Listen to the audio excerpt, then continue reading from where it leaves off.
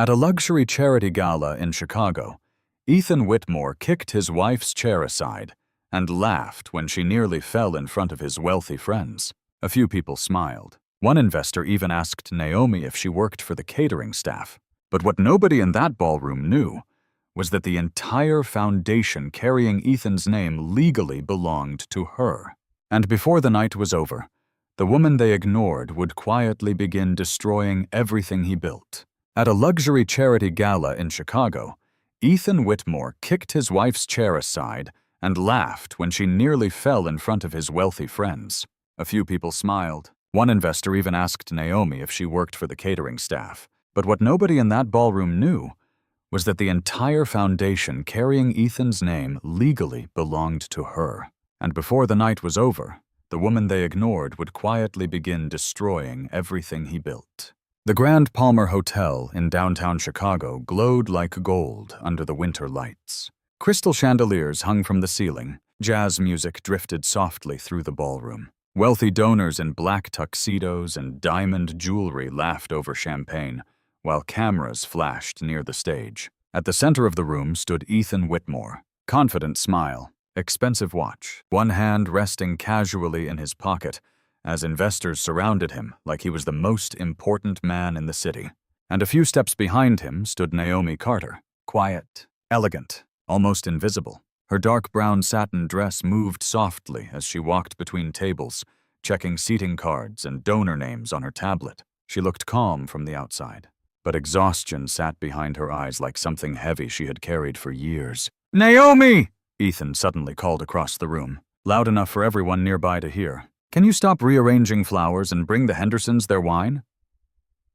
A few guests laughed politely. Naomi paused for half a second, not because of the request, because of the tone. The same tone people use with assistants or hotel staff, not wives. She walked toward the serving station without arguing. She had learned long ago that Ethan enjoyed public reactions, especially from her. One investor leaned toward another older man and whispered, "I thought she worked for the foundation office." The second man smirked. "Maybe she does." More soft laughter followed. Naomi kept walking. Her face stayed composed.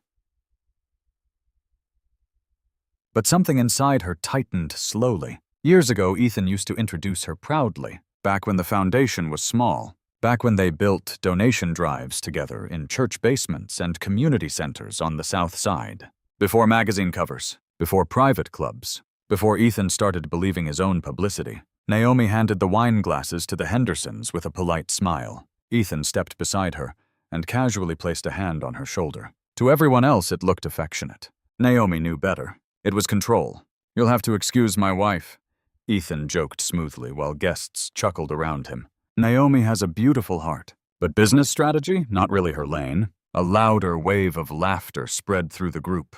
Naomi lowered her eyes briefly. Not from shame, from restraint. Ethan continued smiling. "She worries too much about emotions. I handle the real decisions." "Communities aren't numbers," Naomi said quietly. The words slipped out before she could stop them. The group went silent for one uncomfortable second. Ethan's smile stiffened instantly. Then he laughed again. "Too fast. Too polished. And that," he said while lightly squeezing her arm, "is why she stays away from negotiations." More laughter exploded around them. Naomi gently pulled her arm free. Across the ballroom, a photographer snapped another picture of Ethan, shaking hands with donors beneath a massive banner that read Whitmore Urban Impact Foundation. Naomi stared at the sign for a moment. Her chest felt strangely hollow. She remembered designing the first outreach program herself. She remembered sleeping 4 hours a night while organizing food drives after work. She remembered introducing Ethan to almost every donor who believed in the mission early on. Back then, he used to say we. Now he only said I. A young investor approached Naomi while checking his phone. "Excuse me," he said casually. "Could you tell me where the valet ticket table is?" Naomi blinked slowly. He thought she was hotel staff. Ethan heard it too, and instead of correcting him, he laughed. Actually laughed. "She'll help you," Ethan said carelessly, before turning back toward his investors. Something changed in Naomi then. Not loudly, not dramatically, just quietly, like a door closing somewhere deep inside her. Minutes later, Ethan grabbed her wrist near the ballroom entrance when she tried to step away. "Where are you going?" he whispered through clenched teeth, while still smiling for nearby guests. "I need some air," Naomi answered softly. "Don't disappear tonight," Ethan muttered.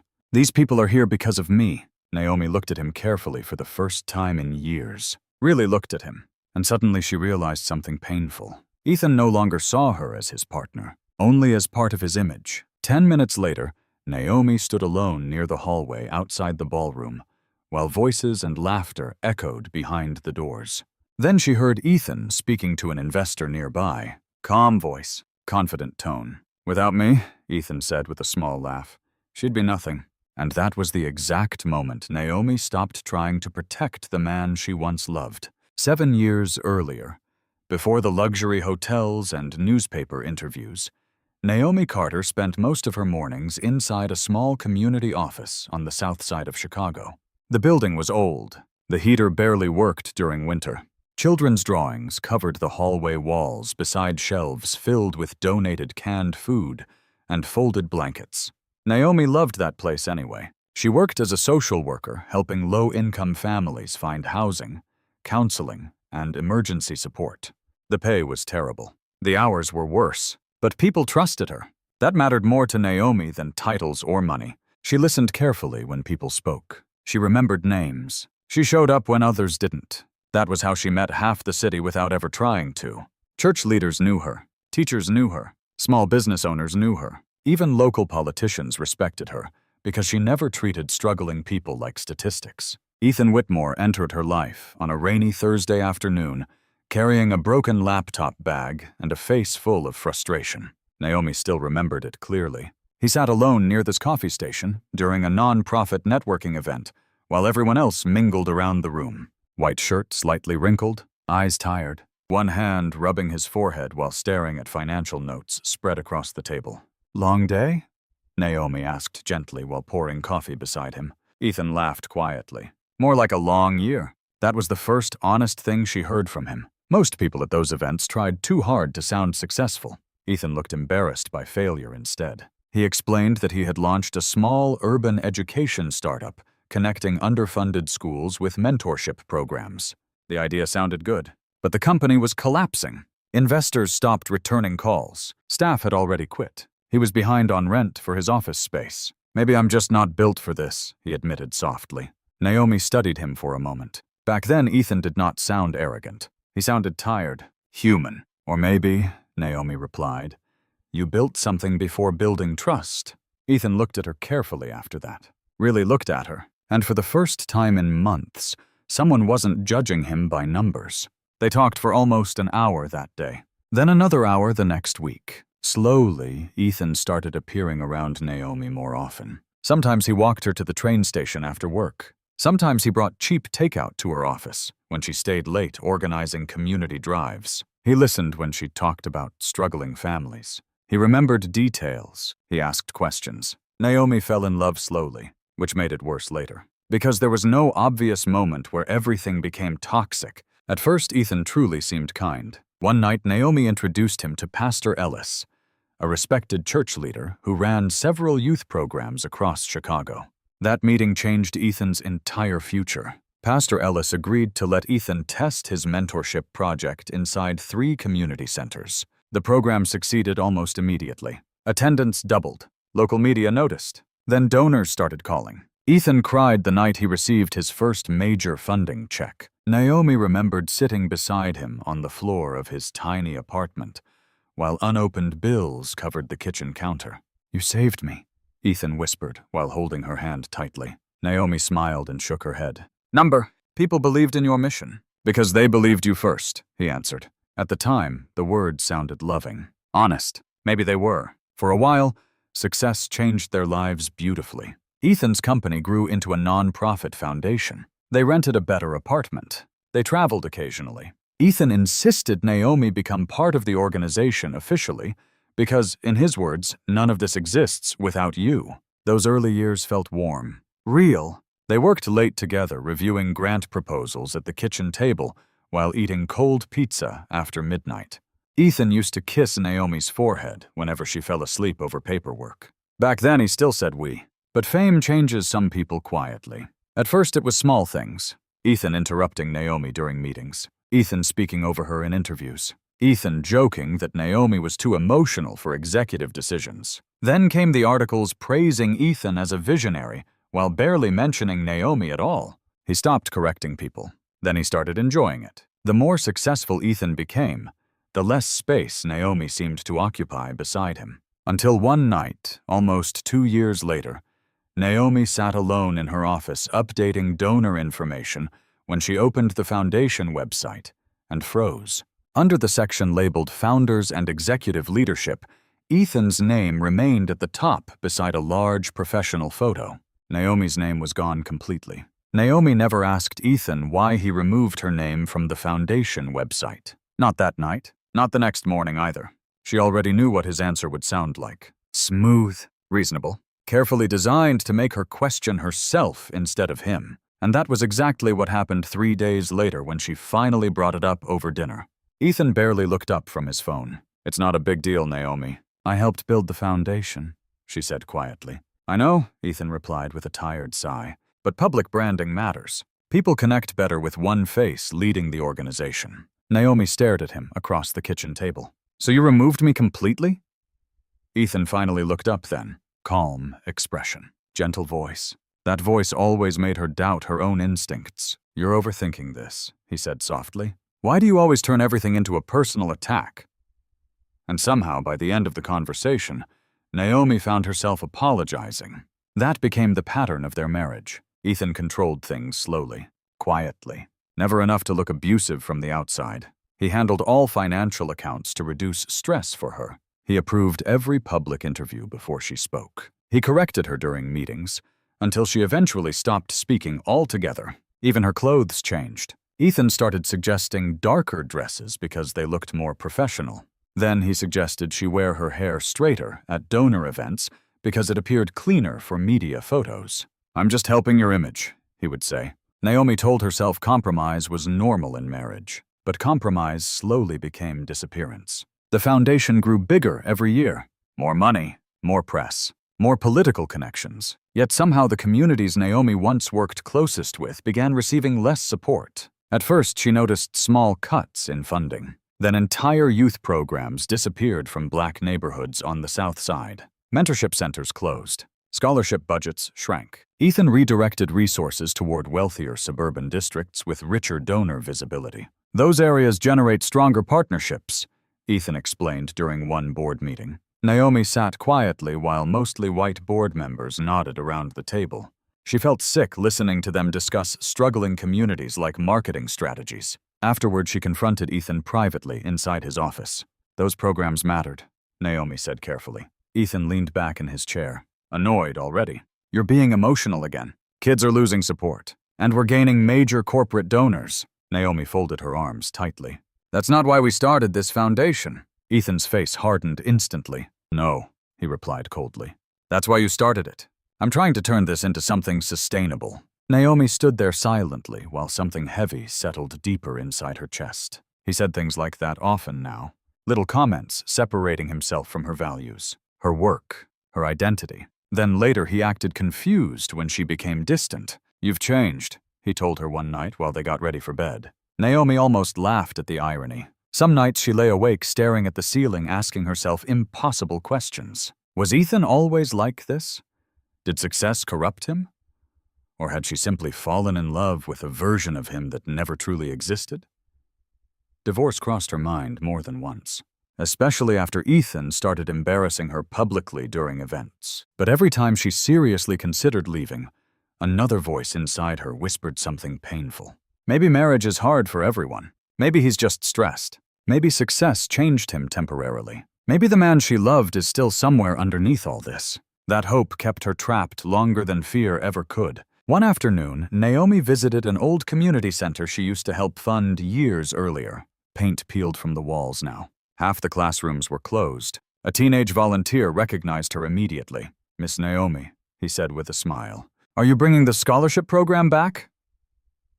Naomi opened her mouth, then closed it again, because she already knew Ethan had permanently cut the budget 6 months earlier without telling her. Driving home that night, Naomi cried quietly in her car for the first time in months. Not because Ethan hurt her feelings, but because she no longer recognized the foundation they built together. The final crack came 2 weeks later during a private donor dinner at a lakefront restaurant. Naomi sat quietly beside Ethan, while wealthy investors discussed expansion plans over expensive wine and seafood towers. Near the end of the dinner, an older black donor named Harold Bennett approached Naomi, while Ethan stepped away to take a phone call.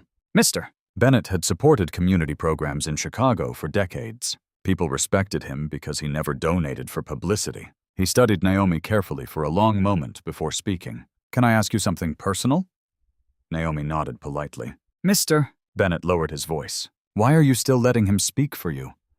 Naomi felt her entire body go still, because deep down, she realized she no longer had an answer. For 3 nights after Harold Bennett asked her that question, Naomi barely slept. She kept hearing his voice in her head while lying awake beside Ethan's sleeping body. "Why are you still letting him speak for you?" The question disturbed her because it was simple, honest, and painfully accurate. Naomi started noticing things she had trained herself to ignore. Ethan never discussed finances with her anymore. He signed documents without showing her copies. He kept certain donor meetings private, even inside their own house. She felt more like a guest than a partner. On the 4th night, Ethan flew to New York for a leadership conference. Naomi waited until midnight before walking quietly into his home office. The room smelled like leather, cologne, and expensive coffee. Awards covered the shelves beside framed magazine covers featuring Ethan's face. Community visionary, changing America's future. Naomi stared at them for a moment with tired eyes. Then she sat behind his desk and opened the locked filing cabinet using an old backup key Ethan forgot she still had. Her hands trembled slightly at first. Not from fear exactly, from disbelief that her marriage had reached this point. She pulled out folders slowly. Donor agreements, tax records, foundation expansion contracts, property documents. Most people would have found the paperwork boring. Naomi read every page carefully. Hour after hour passed quietly. Around 2 in the morning, something caught her attention. A donor trust agreement from 4 years earlier, then another, then another. Naomi frowned and leaned closer toward the documents. The contracts were not registered under Ethan Whitmore personally. They were tied to Carter Community Trust, her family trust. Naomi's stomach tightened. She opened more folders. Same thing again. Major donor partnerships legally traced back to accounts she originally established during the foundation's earliest years. Ethan publicly acted like the sole founder, but legally, the structure was much more complicated. Naomi's breathing slowed. She reached for another file. This time she found board authorization forms. Ethan held executive authority for daily operations, but several major financial protections still required trust approval connected to Naomi's original nonprofit registration. Ethan had power, but not as much power as he believed. Naomi leaned back slowly in the chair. For the first time in years, confusion inside her mind began turning into clarity. Ethan spent years making her feel small, replaceable, unimportant. Yet quietly, behind the scenes, the foundation still rested on structures she created before his success ever began. Her phone buzzed suddenly beside the desk. Naomi nearly jumped. It was an old contact she had not spoken to in months. Marcus Hill, a corporate attorney and longtime friend from her non-profit days. She stared at the screen for several seconds before answering. "Marcus, you okay?" he asked immediately. Naomi laughed softly. "That obvious?" "You haven't called me in 8 months," Marcus replied. "Something's wrong." An hour later, Marcus arrived carrying coffee and wearing a gray overcoat against the Chicago cold. He listened quietly while Naomi explained everything. Ethan's behavior, the website, the funding cuts, the donor contracts. Marcus spent nearly 40 minutes reviewing documents spread across the dining table. His expression grew more serious with every page. "Naomi," he finally said carefully, "does Ethan know these agreements still connect back to your trust?" "I don't think so." Marcus removed his glasses slowly. "Then he's been operating under assumptions that could destroy him." Naomi folded her arms tightly. "I don't want to destroy anybody." Marcus looked at her for a long moment. "That may be true," he said softly.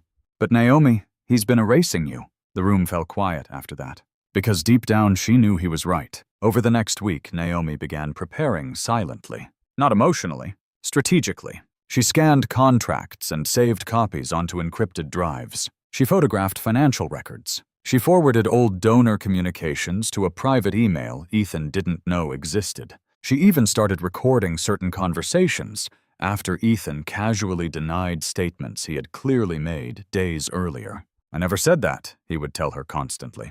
"You're imagining things again." Gaslighting works slowly, like fog, until one day you stop trusting your own memory. Naomi was done living like that. Marcus connected her with a discreet attorney specializing in non-profit law and financial compliance. Naomi met the lawyer twice without Ethan knowing. Every meeting made one thing increasingly clear. Ethan built his public image on top of legal structures he barely understood. One rainy evening, Naomi sat inside Marcus's office, while city lights reflected across the windows behind them. Marcus closed another folder and exhaled slowly. "Naomi," he said carefully, "if the board learns the truth." He paused, then looked directly at her. Ethan loses everything, and for the first time since her marriage started falling apart, Naomi realized she was no longer trapped. Naomi did not scream. She did not throw glasses across the room or post emotional messages online. That was what Ethan expected from people. Noise, drama, chaos. He knew how to manipulate chaos. What he did not understand was silence, especially Naomi's silence. Because once she stopped trying to convince Ethan to love her correctly, she became dangerous in a way he never noticed. The first thing Naomi took back was access. Quietly, carefully. One Tuesday morning, Ethan arrived at the foundation office already irritated because his executive login password suddenly stopped working. "What the hell?" he muttered while typing again. "Access denied." His assistant looked confused. "That's strange." Ethan immediately called the IT department. 20 minutes later, he stormed into the office conference room, where Naomi sat reviewing scholarship applications. "Did you change my permissions?" he demanded sharply. Naomi looked up calmly. "Temporary security review." Ethan laughed once in disbelief. "You don't make those decisions." Naomi held his stare quietly for a second too long. "Actually," she replied softly, "according to the trust agreements, I can." Ethan's face changed instantly. Not fear yet, but confusion, the kind that comes before fear. "What trust agreements?" he asked slowly. Naomi closed the folder in front of her. "You should probably read the documents you sign more carefully." Then she walked out of the room before he could respond. For the next several days, small things kept happening around him. Donor meetings were suddenly postponed to pending compliance review. 2 financial transfers required additional authorization. A luxury retreat Ethan planned in Aspen using foundation funds was quietly flagged by accounting. Ethan became increasingly agitated. Naomi noticed it immediately. He started checking his phone constantly, snapping at assistants, drinking more at night. "Why are people suddenly questioning approvals?" he asked during dinner one evening. Naomi continued eating calmly. "Maybe they're paying closer attention now." Ethan narrowed his eyes. "What's that supposed to mean?" Naomi simply took another sip of water. That silence unsettled him more than arguments ever did. Because for years, Ethan survived by controlling the emotional temperature around him. He knew how to dismiss tears, twist conversations, redirect blame. But Naomi no longer reacted emotionally. She reacted strategically. One Friday afternoon, Marcus called Naomi while she sat alone inside her office reviewing expense reports. "I think there's something else you need to see," he said carefully. An hour later, Naomi met him at a quiet coffee shop near the river. Marcus wasn't alone. A white woman in her late 30s sat across from him, wearing sunglasses despite the cloudy weather outside. Blonde hair pulled back tightly, nervous fingers wrapped around a coffee cup. "Naomi," Marcus said gently. "This is Claire Bennett." Naomi recognized the name immediately. Claire worked as Ethan's former public relations director 3 years earlier, before suddenly resigning without explanation. Claire removed her sunglasses slowly. Her eyes looked exhausted. "I know this is strange," she said softly, "but I couldn't stay quiet anymore." Naomi sat carefully across from her. "About what?" Claire swallowed hard. "Ethan." Silence settled heavily over the table. Then Claire reached into her bag and placed several printed documents in front of Naomi. Hotel receipts, flight records, expense reports. Naomi stared at them slowly. Aspen, Miami, Napa Valley, luxury resorts. Most of the expenses had been billed through foundation accounts under donor outreach or leadership development categories. He used nonprofit money, Claire whispered, for trips with women. Naomi felt her stomach tighten painfully. Not because she was shocked. Deep down, she already suspected Ethan cheated. It was the scale of the lies that hurt. Claire continued speaking quietly. It started years ago. Usually younger women, interns, influencers, event coordinators. Ethan told them he was trapped in a loveless marriage. Naomi looked down at the papers silently. Claire's voice cracked slightly. I was one of them, too. Naomi finally looked up. Claire wiped at her eyes quickly. I ended things after I realized what he was doing. But I should have spoken sooner. Naomi expected anger to rise inside her. Rage, jealousy, something explosive. Instead, she mostly felt tired. Tired of carrying the weight of Ethan's image while he slowly poisoned everything around him. Why tell me now? Naomi asked softly. Claire hesitated. Because he's getting reckless. Then she slid one final envelope across the table. And because I heard him talking about moving money. Naomi opened the envelope slowly. Inside were copies of private email exchanges between Ethan and an offshore financial consultant. Her heartbeat slowed, then sharpened. Ethan planned to transfer donor funds overseas before the next board review. Claire leaned forward carefully. Naomi, I don't think he realizes how exposed he already is. Naomi stared out the coffee shop window, while traffic lights reflected across the wet Chicago streets outside. For years, she protected Ethan's reputation because she believed protecting the marriage mattered more than protecting herself. Not anymore. She folded the papers carefully and placed them back inside the envelope. Thank you for telling me, she said quietly. Claire nodded once. Be careful, she whispered. He's going to panic when he realizes he's losing control. And somewhere deep down, Naomi already knew that moment was coming faster than Ethan understood. The emergency board meeting was scheduled for 9 o'clock Monday morning inside the Whitmore Foundation headquarters overlooking Lake Michigan. By 8:30, tension already filled the building like smoke. Staff whispered near elevators. Assistants avoided eye contact. Nobody understood why major donors suddenly requested attendance at a routine executive review meeting. Ethan arrived looking sharp as always. Navy-tailored suit, silver tie, calm expression carefully rehearsed in the mirror. But Naomi noticed the small details immediately. The stiffness in his jaw, the way he checked his phone every 30 seconds, the slight tremor in his fingers when he adjusted his cufflinks. He was nervous. Good. Naomi stepped into the conference room, quietly carrying a slim black folder against her chest. Several board members looked surprised to see her. Usually, Naomi stayed in the background during executive meetings. Ethan preferred it that way. Today, she sat directly across from him. Ethan forced a smile. You didn't tell me you'd be joining us. Naomi met his eyes calmly. There are things we should all discuss together. Something dark flickered behind Ethan's expression for half a second. Then it disappeared beneath his public charm again. The room slowly filled with board members, legal advisors, senior staff, and donors. Marcus Hill sat near the far corner beside Naomi's attorney. Harold Bennett entered last, followed by 2 billionaire donors from New York who rarely attended meetings personally. Ethan straightened immediately when he saw them. He assumed they came to support him. That assumption would become his biggest mistake. Once everyone settled into their seats, Ethan stood confidently at the head of the table. Thank you all for coming on short notice, he began smoothly. Unfortunately, the Foundation has recently experienced internal disruptions affecting operations and donor confidence. He glanced directly at Naomi while speaking. As CEO, I've made the difficult decision to recommend organizational restructuring effective immediately.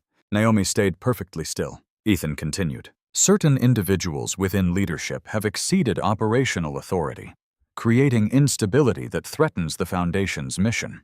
Board members exchanged uncomfortable glances. Everyone understood who he meant. Ethan took a slow breath. Therefore, I'm formally recommending Naomi Carter be removed from executive involvement, pending further review. Silence crashed into the room. Naomi did not react emotionally. That unsettled Ethan immediately, because she looked almost peaceful. One board member cleared his throat awkwardly. Ethan, this seems sudden. Ethan nodded with rehearsed sadness. I understand, but personal relationships cannot interfere with responsible leaderships. Naomi almost smiled hearing that sentence. Responsible leadership, coming from a man secretly moving donor money offshore. Ethan continued speaking confidently. The Foundation needs stability. not emotional decision-making. Then something unexpected happened.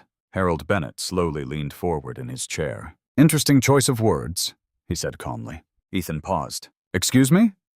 Harold folded his hands together. "You keep referring to the foundation like you built it alone." Ethan forced another smile. "With respect, Harold, I've spent years leading this organization." "Leading?" Harold interrupted softly. "Yes." Harold looked toward Naomi briefly, before turning back toward the board. "Then perhaps someone should explain why most major donor agreements are legally connected to Naomi Carter's trust." The room froze. Ethan blinked once. "What?" Naomi finally opened the black folder in front of her. Calmly, carefully, Marcus slid printed copies across the conference table toward each board member. Ethan's expression slowly changed while papers moved from hand to hand around the room. Confusion first, then disbelief, then fear. Naomi spoke quietly. The Whitmore Foundation was originally funded through Carter Community Trust during its formation stage. Ethan stared at her. "What are you doing?" Naomi ignored the question. Most long-term donor protections and oversight clauses remained connected to that trust after expansion. One board member adjusted his glasses while reading the documents. "These signatures?" Marcus nodded. "Legally binding." Another board member looked toward Ethan sharply. "You knew about this?" Ethan looked completely lost now. I was told operational authority transferred years ago." Naomi finally spoke directly to him. "You assumed it did." The billionaire donor from New York, Arthur Sinclair, leaned back slowly in his chair. "Let's stop pretending," he said bluntly. "We invested because of her." Ethan turned toward him in shock. Arthur continued calmly. "Naomi built trust in communities most nonprofits never bothered understanding. Donors stayed because we trusted her judgment." Harold nodded beside him. "You were the public face, Ethan, not the foundation itself." Ethan's breathing visibly changed. Faster now, less controlled. "This is ridiculous," he snapped suddenly. "I built national partnerships. I expanded operations, using structures Naomi created," Marcus replied calmly. Ethan looked around the room desperately searching for support. Instead, he found people avoiding his eyes. Board members kept reading the documents in silence. Legal advisors whispered quietly near the windows. The balance of power inside the room had shifted completely, and everyone felt it. Naomi watched Ethan carefully. For years she feared this man. Feared his anger, his manipulation, his ability to make her question reality. But sitting across from him now, she saw something different for the first time. Not power, just insecurity wrapped in expensive suits and public applause. Ethan pointed toward Naomi with shaking frustration. "She's trying to destroy me." Naomi's voice remained calm. "No, Ethan." She paused softly. "I'm finally correcting the story." Silence followed those words. Heavy silence. The kind that changes everything after it lands. One board member slowly closed his folder. "Given the information presented today," he said carefully, "I believe immediate financial review is necessary." Another nodded. Then another. Ethan looked horrified. "You can't be serious," Arthur Sinclair answered coldly. "Actually, we should have done it years ago." The board chairman finally cleared his throat. "Effective immediately," he announced carefully. "The Whitmore Foundation will begin a full independent audit of all financial activity, executive spending, and donor fund management." Ethan went completely pale, because for the first time, he understood the situation was no longer personal. It was legal. The audit started quietly. 2 outside accounting firms entered the Whitmore Foundation headquarters on a rainy Wednesday morning, carrying laptops and gray document boxes. Staff members whispered nervously in hallways, while executives avoided eye contact inside elevators. At first, Ethan still believed he could control the situation. He had spent years controlling narratives, public perception, media relationships. He thought this would be another problem he could smooth over with confidence and charm. But financial records do not care about charisma. Numbers tell stories differently. And within 10 days, the auditors started uncovering things nobody inside the foundation could ignore anymore. Unauthorized luxury travel expenses hidden under educational outreach programs. Private resort payments billed through youth mentorship accounts. Donor money routed into consulting firms connected to Ethan's personal associates. The deeper investigators looked, the uglier the picture became. One report revealed entire scholarship budgets for Black neighborhoods had been quietly redirected into high-profile suburban expansion projects because those communities generated better donor visibility. Naomi read that sentence 3 times before setting the paper down slowly. Better donor visibility. Children lost opportunities because someone decided wealthy zip codes looked more impressive in fundraising presentations. It made her physically sick. Marcus noticed her expression immediately during one late-night meeting. "You okay?" he asked softly. Naomi nodded once. But she wasn't okay, because this was no longer only about her marriage. It was about people, real families, real students, real communities Ethan treated like branding material while pretending to care about social impact. By the 3rd week, rumors leaked outside the organization. News blogs began publishing articles questioning the foundation's financial transparency. Ethan reacted exactly the way Marcus predicted he would. He went to the media. One Friday evening, Ethan uploaded a carefully edited video statement across social platforms. Soft lighting, calm voice, perfect victim expression. "Over the past few weeks," he said sadly into the camera, "I've experienced coordinated personal and professional attacks from individuals attempting to damage both my reputation and the mission of this foundation." He never mentioned Naomi by name. He didn't need to. The internet understood immediately. Ethan framed himself as an exhausted husband betrayed by unstable people inside his own organization. He talked about stress, sacrifice, leadership pressure. He even implied Naomi struggled emotionally after difficulty adjusting to public life. The video exploded online overnight. Millions of views, thousands of comments. "Poor guy. Gold digger wife. She's trying to take everything." Naomi sat silently at her kitchen counter, reading hateful messages flooding social media. Some people called her manipulative. Others accused her of destroying a successful black charity out of jealousy. One message simply read, "Women ruin good men every day." Naomi placed her phone face down on the table and closed her eyes. For a moment, the pressure became overwhelming. She questioned everything again. Maybe she should have stayed quiet. Maybe exposing Ethan would only destroy the foundation completely. Maybe people would never believe her anyway. Then her phone rang. "Claire Bennett," Naomi answered quietly. "Hey," Claire sounded furious. "He's lying." Naomi leaned back slowly in her chair. "I know." "No," Claire replied sharply. "You don't understand. He's preparing another narrative." 30 minutes later, Claire arrived carrying a laptop and several printed files. Marcus joined them shortly afterward.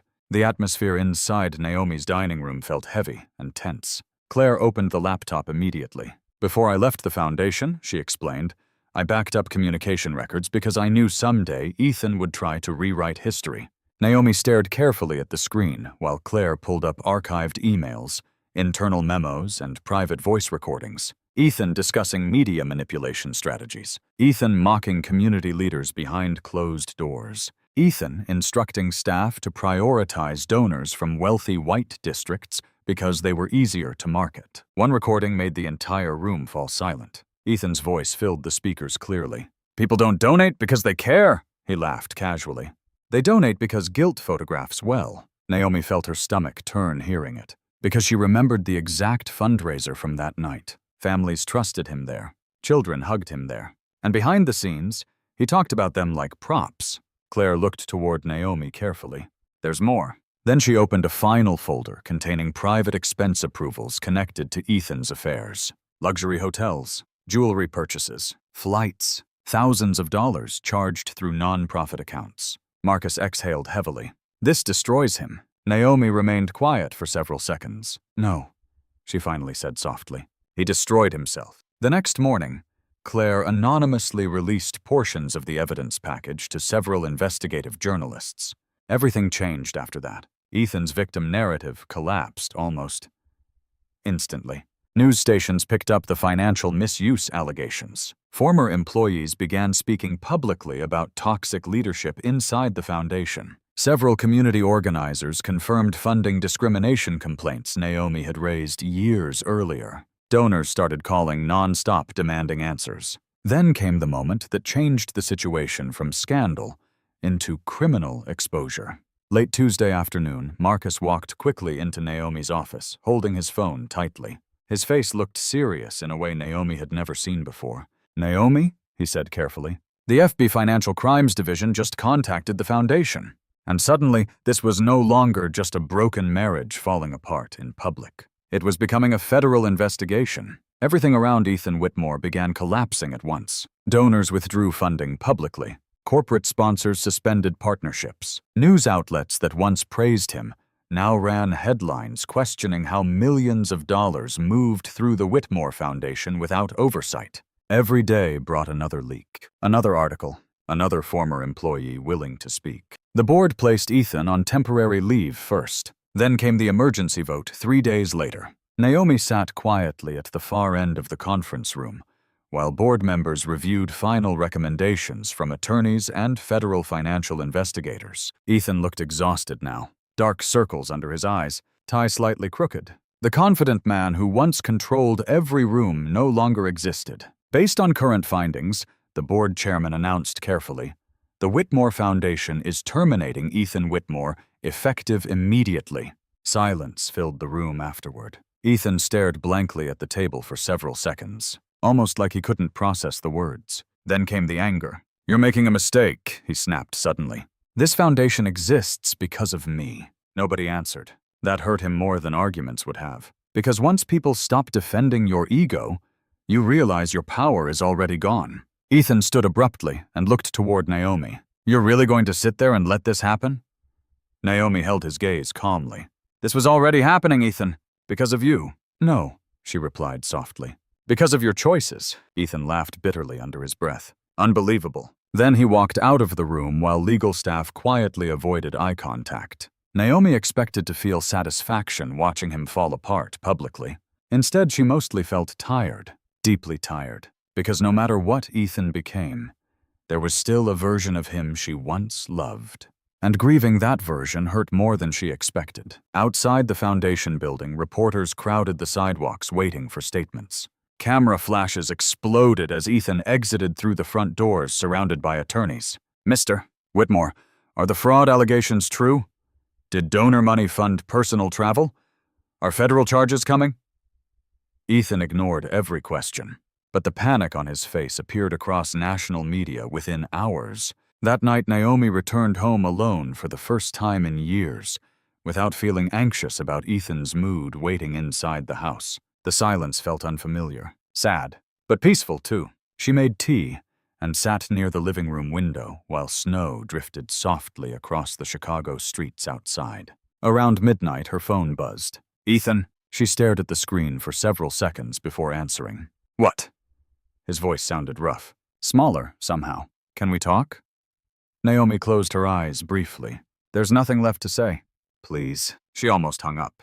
But something inside her needed closure too. 40 minutes later, Ethan arrived at the house wearing a dark overcoat against the freezing wind. Naomi opened the door slowly. For a moment, neither of them spoke. Ethan looked older than he had just weeks earlier. Stress had stripped away the polished image he spent years maintaining. He stepped inside carefully. "Thank you," he said quietly. Naomi crossed her arms loosely. "You have 10 minutes." Ethan walked through the living room slowly, staring at familiar things like he no longer belonged there.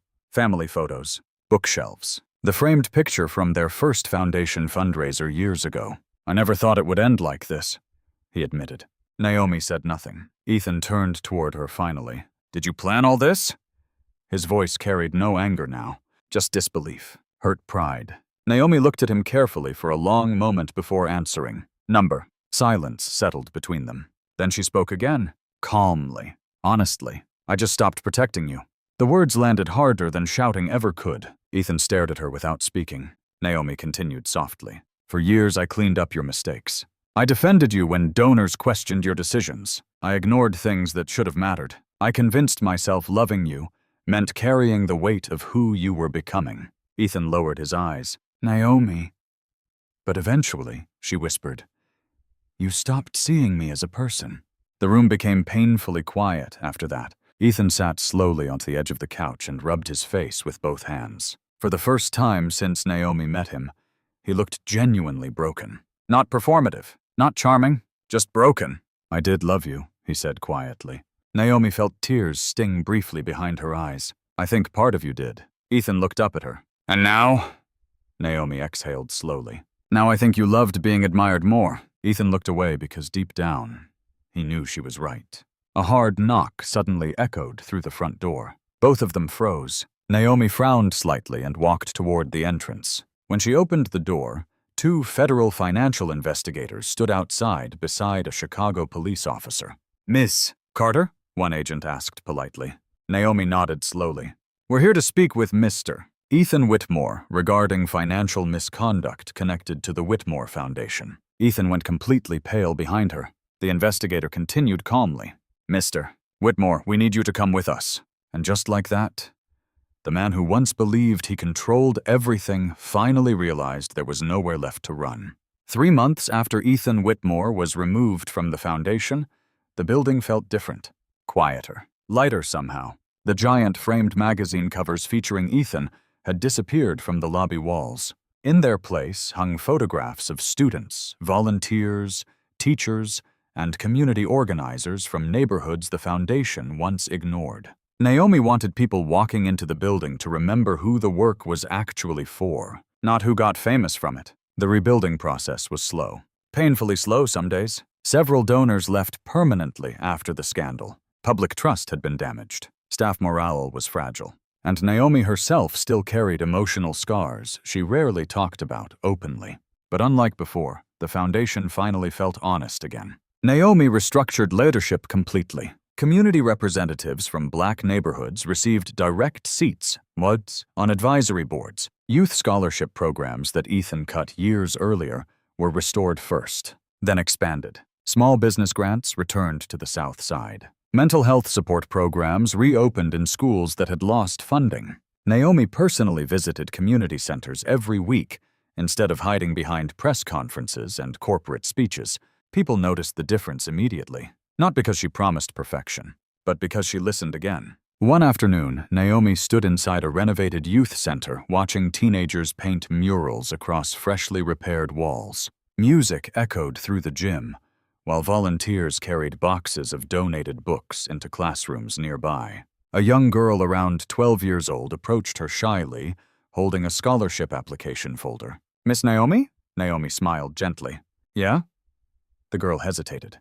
"My mom said you saved this place." Naomi looked around the building quietly for a moment before answering. "No," she said softly. "A lot of people did, and for the first time in years, she truly meant it." Naomi stopped trying to control every headline about herself, too. She no longer cared about appearing powerful, or polished, or inspirational. Real healing made her quieter, not louder. Still, the public wanted answers. 6 months after the investigation began, a major television network invited Naomi for her first official interview since Ethan's collapse. Marcus warned her carefully beforehand.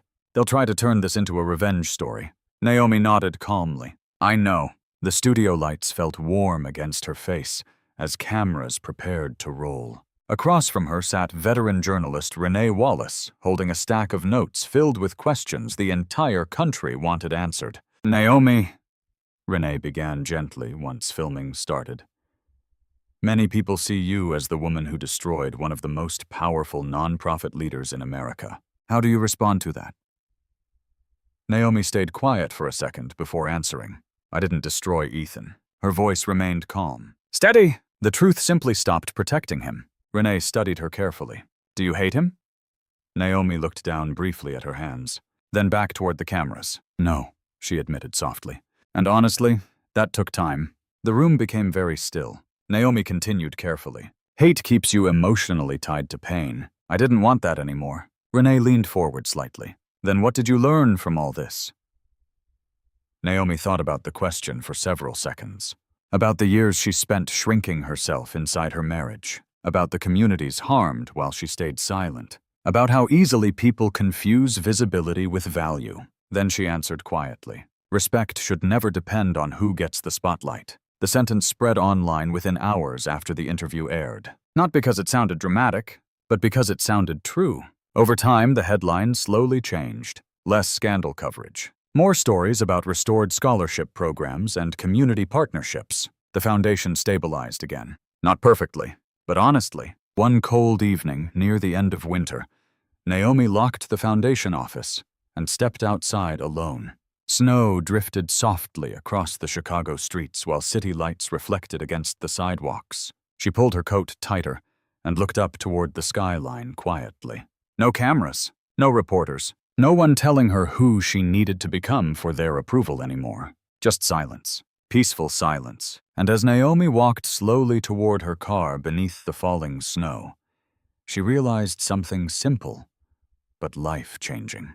For the first time in years, she finally felt free. Sometimes the most dangerous thing a person can do is slowly forget their own worth. That was Naomi's real pain. Not the public humiliation, not the betrayal, but the years she spent shrinking herself just to keep a relationship alive. And sadly, many people do the same every day. They stay quiet to keep peace. They tolerate disrespect because they remember who someone used to be.